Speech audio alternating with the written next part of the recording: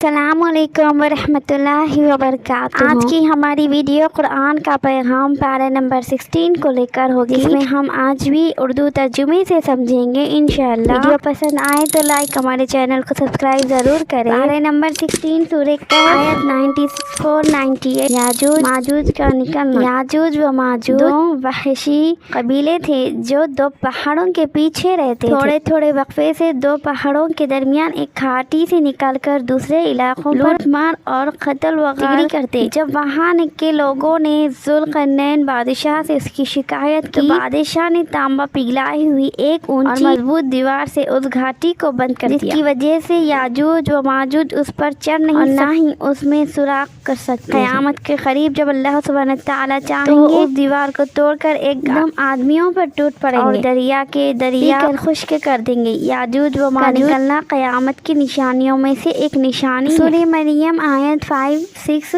نیک اولاد کی دعا کرنا۔ حضرت زکریا علیہ السلام قوم کی دینی حالت دیکھ کر دل رہتے تھے کہ میرے بعد میری قوم نبوت کے علم سے محروم ہو جائے۔ چنانچہ علیہ السلام نے اللہ سبحانہ تعالیٰ سے نیک بیٹے کی پیدائش کے لیے دعا فرمائی، جو آپ کے انتقال کے بعد آپ کے منصب اور ذمہ داریوں کو اللہ سبحانہ تعالیٰ نے ان کے بوڑھا اور بیوی کے بانجھ ہونے کے باوجود ان کو حضرت یحییٰ علیہ السلام کی شکل میں نیک بیٹا عنایت فرمائی، جس کو اللہ سبحانہ تعالیٰ نے نبوت عطا فرمائی۔ اس واقعے سے ہمیں یہ سبق ملتا ہے کہ انسان کو مایوس نہیں ہونا چاہیے اور اللہ تعالیٰ سے نیک اولاد مانگتے رہنا چاہیے۔ سورہ مریم آیت 71-21۔ حضرت مریم علیہ السلام کی پاک دامنی۔ حضرت مریم علیہ السلام بڑی نیک اور پاک دامن خاتون تھی۔ اللہ سبحانہ تعالیٰ نے ان کے پاس انسانی شکل میں ایک فرشتہ بھیجا، جسے دیکھ کر وہ ڈر گئی۔ فرشتے نے کہا، ڈرو نہیں، میں تمہیں اللہ کے حکم سے پاکیزہ لڑکے کی خوشخبری دینے آیا ہوں۔ حضرت مریم علیہ السلام حیرت و تعجب سے کہنے لگی، میرے یہاں لڑکا کیسے پیدا ہوگا جبکہ آج تک مجھے کسی مرد نے چھوا تک نہیں۔ فرشتے نے کہا، اللہ کے لیے کوئی مشکل کام نہیں ہے۔ چنانچہ فرشتے نے اللہ کے حکم سے حضرت مریم علیہ السلام کے گریبان میں پھونک مار دی، جس کے نتیجے میں ان کے یہاں ایک لڑکا پیدا ہوا۔ حضرت مریم علیہ السلام نے اس کا نام عیسیٰ رکھا۔ جب قوم نے بچہ دیکھ کر حضرت مریم علیہ السلام کو طعنہ دیا، اس نے گہوارے ہی میں اپنی والدہ کی و پاک دامنی کی گواہی دی۔ حضرت عیسیٰ علیہ السلام کا بغیر باپ کے پیدا ہونا اللہ سبحانہ تعالیٰ کی قدرت کی بڑی نشانی ہے۔ سورہ مریم آیت 42-45۔ حضرت ابراہیم علیہ السلام کی اپنے والد کو دعوت۔ حضرت ابراہیم علیہ السلام نے اپنے والد کو بت پرستی سے روکتے ہوئے فرمایا، ابا جان، آپ ایسی چیزوں کی کیوں عبادت کرتے ہیں جو نہ سنتی ہے، نہ دیکھتی ہے اور نہ آپ کا کوئی کام کر سکتی؟ ابا جان، میرے پاس ایک ایسا علم آیا ہے جو آپ کے پاس نہیں آیا، اس لیے میری بات مان لیجیے، آپ کو سیدھا راستہ بتلا دوں گا۔ ابا جان، شیطان کی عبادت نہ کیجیے، یقین جانیے کہ شیطان خدا رحمان کا نافرمان ہے۔ ابا جان، مجھے اندیشہ ہے کہ خدا رحمان کی طرف سے آپ کو کوئی عذاب نہ پکڑے، جس کے نتیجے میں آپ شیطان کے ساتھی بن کر دیکھیے۔ حضرت ابراہیم علیہ السلام نے اپنے بت پرست باپ کو بار بار ابا جان کہہ کر پکارا۔ اس سے معلوم ہوا کہ داعی کو ہمیشہ سامنے والے کا احترام ملحوظ رکھنا چاہیے۔ سورہ مریم آیت 55۔ نماز اور زکوٰۃ کی اہمیت۔ نماز اور زکوٰۃ اتنی اہم عبادتیں ہیں جو پچھلی تمام شریعتوں میں فرض رہی۔ تمام انبیاء اکرام نے اپنی اپنی قوموں کو ان کی دعوت دی اور شریعت محمدی میں بھی نماز اور زکوٰۃ فرض ہے، اس لیے ہمیں نماز اور زکوٰۃ ادا کرنے کا اہتمام کرنا چاہیے۔ سورہ مریم آیت 20۔ سورہ مریم پابندی کے ساتھ عبادت کرو۔ حضرت جبرائیل علیہ السلام کچھ دنوں رسول اللہ صلی اللہ علیہ وسلم کی خدمت میں وحی لے کر نہ آئے تو کفار مکہ آپ صلی اللہ علیہ وسلم کو طعنہ دے کر کہنے لگے، تمہارے رب نے تم کو چھوڑ دیا۔ رسول اللہ صلی اللہ علیہ وسلم کو اس سے بڑی تکلیف پہنچی۔ اللہ سبحانہ تعالیٰ نے وحی تسلی دیتے ہوئے فرمایا، آپ ان کے طعنوں کی پرواہ کیے بغیر پابندی کے ساتھ اپنے رب کی عبادت کرتے رہے۔ دیکھیے، جب پیغمبر کو پابندی سے عبادت کا حکم دیا جا رہا ہے تو ہمیں اس کا اور بھی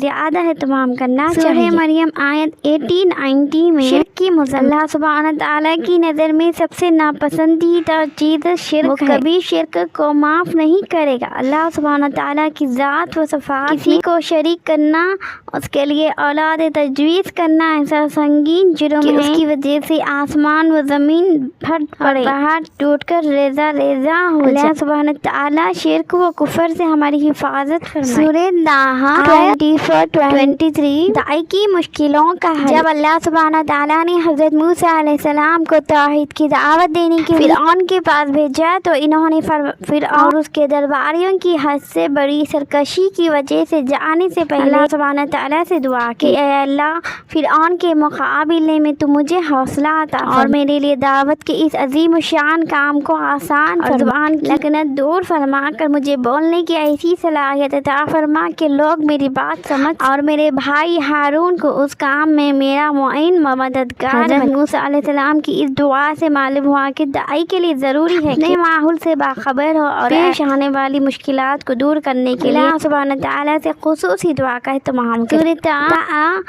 آیت 39 اللہ کی تدبیر کے سامنے کسی کی نہیں چلتی۔ نجومیوں نے فرعون کے سامنے پیشین گوئی کی بنی اسرائیل میں ایک ایسا بچہ پیدا ہونے والا ہے جو تیری سلطنت کے زوال کا سبب بنے گا۔ یہ سنتے ہی فرعون نے بنی اسرائیل کے تمام بچوں کو قتل کرانا شروع کر دیا، مگر اللہ تعالیٰ کی قدرت اور اس کی حکمت و تدبیر کے دیکھیے خود فرعون ہی کے گھر حضرت موسیٰ علیہ السلام کی تربیت و پرورش کا انتظام فرما دیا۔ بعد میں وہی اس کی حکومت و سلطنت کے زوال کا سبب بنے۔ جو بندہ دشمن کے مقابلے میں اللہ تعالیٰ کی ذات پر کامل بھروسہ کرتا ہے، اللہ تعالیٰ دشمنوں کی تدبیر میں ملا دیتے ہیں۔ سورہ طٰہٰ آیت 66-69 باطل طاقتوں سے نہ گھبراؤ۔ فرعون نے جادوگروں کی بڑی جماعت کو حضرت موسیٰ علیہ السلام سے مقابلہ کرنے کے میدان میں جمع کیا۔ انہوں نے اپنی رسیاں اور لاٹھیاں ڈال کر لوگوں پر نظر بندی کر جس سے وہ چلتے پیچھے سانپ دکھائی دینے لگے۔ حضرت موسیٰ علیہ السلام کو ڈر ہوا کہ اگر لوگ جادوگروں کی کرتوت دیکھ کر دھوکے میں پڑ گئے تو ایسی صورت میں کا غلبہ واضح نہیں ہوگا۔ اللہ سبحانہ تعالیٰ نے ان کو اطمینان دلاتے ہوئے فرمایا، گھبرائیے نہیں، آپ ہی کی جیت ہوگی۔ چنانچہ انہوں نے اپنی لاٹھی ڈالی تو بڑا اژدہا بن کر جادوگروں کے تمام سانپوں کو نگل گئی۔ ہمیں بھی باطل طاقتوں سے گھبرانا نہیں چاہیے بلکہ اللہ کی ذات اور اس کی مدد پر بھروسہ کر کے ان کا مقابلہ کرنا چاہیے۔ سورہ طٰہٰ آیت 101 قرآن پر عمل نہ کرنے کا وبال۔ جو شخص دنیا میں قرآن مجید کی نصیحتوں کو قبول نہیں کرتا اور پچھلی قوموں کی عبرت انگیز حالت سے سبق حاصل نہیں کرتا، نفسانی خواہشات میں الجھ کر اپنی زندگی برباد کرتا ہے، قیامت کے دن وہ اپنی بدعمالیوں کا بھاری بوجھ گردن پر اٹھاتا اور تمام لوگوں کے سامنے اس کی خوب ذلت رسوائی ہوگی۔ اللہ سبحانہ تعالیٰ ہم سب کو آخرت کی ذلت سے بچائے اور قرآن مجید کی نصیحتوں پر عمل کرنے کی عطا فرمائے، آمین۔ سورہ طٰہٰ آیت 128 پچھلی قوموں سے عبرت۔ اللہ سبحانہ تعالیٰ نے قرآن میں جگہ جگہ پچھلی قوموں کا ذکر کر کے اس امت کو آگاہ کیا ہے کہ پچھلی اپنی سرکشی و ہر ترمی کی وجہ سے تباہ و برباد ہوگی۔ طاقت و بہادری اور مال و دولت ان کے کچھ کام نہ آئے۔ ہلاکت و تباہی اور آخرت کی ناکامی سے بچنے کے لیے ضروری ہے کہ اللہ تعالیٰ کی کامل اطاعت کرے اور اس کے حکموں کے مطابق زندگی۔ سورہ طٰہٰ آیت 130 مصائب کا حل نماز ہے۔ کفار مکے کے ایذا پہنچانے پر اللہ سبحانہ تعالیٰ نے رسول اللہ صلی اللہ علیہ وسلم کو تسلی دیتے ہوئے فرمایا، آپ ان کی ایذاؤں پر صبر کیجیے، 5 وقت کی نمازیں پڑھتے رہیے اور تہجد کی نماز کا بھی اہتمام کیجیے، آپ کو دشمنوں پر فتح نصیب ہوگی۔ معلوم ہوا کہ نماز کے ذریعے بندے کو اللہ تعالیٰ کا قرب حاصل ہوتا ہے، جس کی وجہ سے اللہ سبحانہ تعالیٰ اس کی تمام مصیبتیں اور پریشانیاں دور فرما دیتے ہیں۔ سورہ طٰہٰ 134 قرآن اور رسول کی تعلیم پر عمل کرو۔ رسول اللہ صلی اللہ علیہ وسلم کی بعثت اور نزول قرآن کے بعد اللہ سبحانہ تعالیٰ نے بندوں کے لیے ہدایت کو عام کر دیا تاکہ قرآن کے قیامت کے دن وہ یہ نہ کہہ سکے کہ اللہ تعالیٰ نے ہمارے پاس کوئی رسول اور کتاب نہیں بھیجی، ہم ان کی بتائی ہوئی تعلیمات پر عمل کر کامیاب ہو جائیں اور ہمیں رسوائی کا سامنا نہ کرنا پڑتا۔ اس لیے ہمیں چاہیے کہ قرآن اور تعلیمات رسول پر عمل کر کے قیامت کے دن ذلت و رسوائی سے بچ جائیں، آمین ثم آمین۔